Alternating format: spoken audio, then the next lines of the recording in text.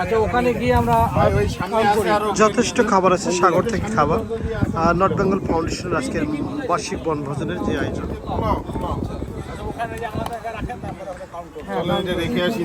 যারা কাজ করে তাদেরকে সবখানে দেখা যায়।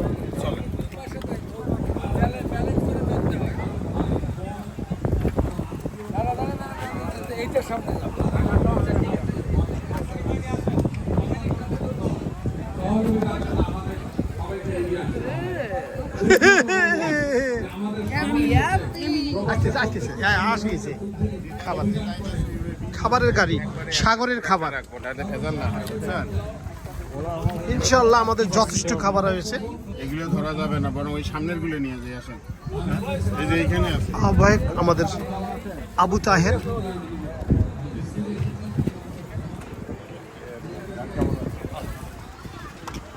আমি আসছি আধা ঘন্টা আগে, আমি ফোন করছি, কেউ খাবার বুঝে নিচ্ছেন আমাদের সাবেক সভাপতি ডাক্তার আব্দুল লতিফ।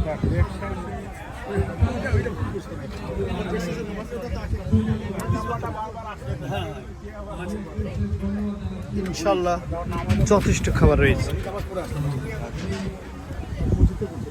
ভালো আছেন?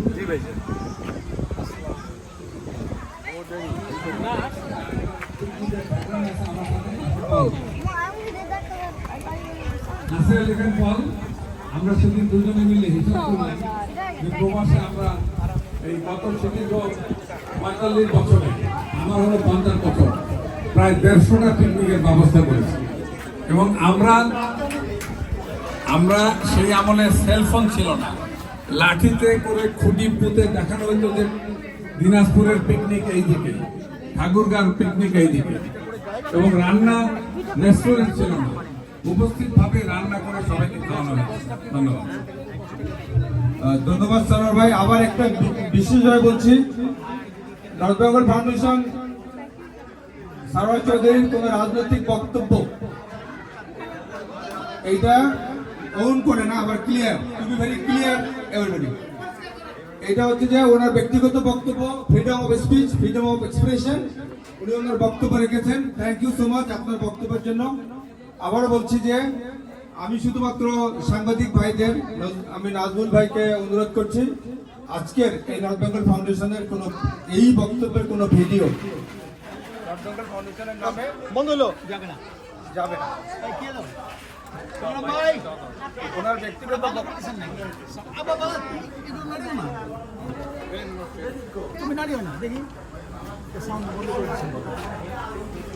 হ্যালো হ্যালো, এখানে কি এই সংগ্রাম ভাই খুলে গেছে? সংগ্রাম ভাই, এখানে কে চলে এখন? এখানে বোধহয় সংগ্রাম কই, সংগ্রাম কই, সংগ্রাম ভাই।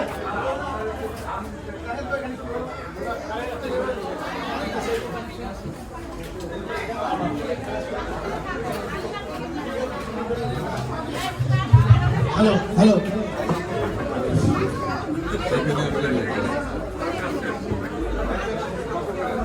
এখানে প্লিজ আপনারা জানি যে বিভিন্ন রাজনৈতিক সংগঠনের যারা আছেন এখানে প্লিজ ব্যক্তিগতভাবে নেওয়ার কিছু নেই।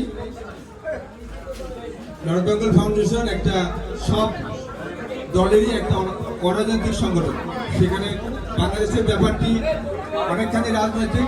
একটি রাজনৈতিক সরকার যেখানে দেশ চালিয়েছিল তাদের ক্ষমতা চ্যুত করাটা রাজনৈতিক বিষয়। সেই ব্যাপারে আমার মনে হয় আমাদের সভাপতি যাই ডক্টর সারোয়ার হাসান অনেকগুলি বিষয় বাংলাদেশে 53 বছরে কোনো সেটেলমেন্ট আসেনি। এটা লটারি টিকিট কাটছেন। মনে করি যে আমরা ওই পর্যায়ে ভাগ্যকে সবাই পরীক্ষা করতে চান, যদি লেগে যায়। এবং বাংলাদেশের বর্ণাঢ্য যারা মানুষ, তারা আমাদের দেশের মানুষ এবং আমাদের ভাই, তারা যে রাজনৈতিক সংগঠনে করুক না কোনো বিষয় না, তাদের জন্য আমরা হাত বাড়িয়ে দিই। আজকে আমরা এই পর্যন্ত আমাদের বক্তব্য। আর সারোয়ার ভাই আপনার এগেইন ধন্যবাদ। আমি বলেছি আবু সাইদের কথা, আবু সাইদকে আমরা সাহায্য করার চেষ্টা করব। আর বন্যার কথা, যেটাও বাস্তব, এই দুটাই বাস্তব, এটাই, এর বাইরে কিছু নেই। ধন্যবাদ আবু সাইদ ভাইয়ের কথা আমাদের আজকে রংপুরে বন্যার্থর জন্য এবং আলাদা বন্যায় কবলিত যারা ক্ষতিগ্রস্ত হয়েছেন তাদের কথা আমরা বলছি। আবু সাইদের বিষয়ে আবু সাইদের ওখানে অনেক লক্ষ লক্ষ এবং কোটি টাকার উপরে সাহায্য চলে গেছে। অনেকেই যারা ওই সময় আহত ছিল তাদের অনেকের চিকিৎসার অভাব আছে, সেই ক্ষেত্রে আমাদের ফান্ড থেকে বা অন্যান্য আমরা কথা বলছি নর্থ বেঙ্গলের আরো কয়েকজন লোক মারা গেছে, আমরা সেটা আলোচনা করবো আমাদের ফোরামের মধ্যে। তবে অফকোর্স প্রথমে বন্যার তো এটা এখন আর্জেন্সি, এই ব্যাপারটাতে আপনারা আসবেন প্লিজ। আর আবু সাইদ যেহেতু একটা ইস্যু আমরা রুল আউট করিনি, তার সাহায্যে একটা আমাদের আলাদা ফান্ড আমরা আলোচনা করবো। যদি কেউ দিতে চান আজকে আমরা বন্যার্থটা নেই, কারণ এতগুলি টাকা একবার